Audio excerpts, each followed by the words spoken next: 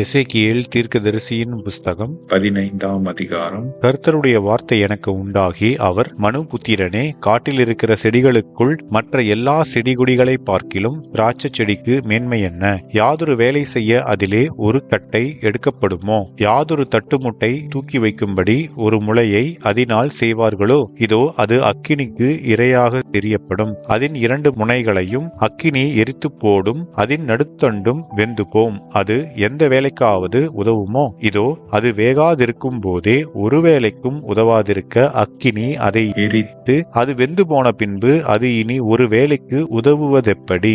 ஆதலால் கர்த்தராகிய ஆண்டவர் சொல்லுகிறது என்னவென்றால், காட்டு செடிகளுக்குள் இருக்கிற திராட்சை செடியை நான் அக்கினிக்கு இரையாக ஒப்பு கொடுத்தது போல எருசலேமின் குடிகளையும் அப்படியே ஒப்பு கொடுத்து என் முகத்தை அவர்களுக்கு விரோதமாக திருப்புவேன். அவர்கள் ஒரு அக்கினியிலிருந்து நீங்கி தப்பினாலும் வேறே அக்கினி அவர்களை பட்சிக்கும். அப்படியே நான் என் முகத்தை அவர்களுக்கு விரோதமாய் திருப்பும் போது நான் கர்த்தர் என்று அறிந்து கொள்வீர்கள். அவர்கள் துரோகம் பண்ணினபடியினால் நான் தேசத்தை பாழாய் போக பண்ணுவேன் என்று கர்த்தர் சொல்லுகிறார் என்றார் என்பதே. ஆமென்.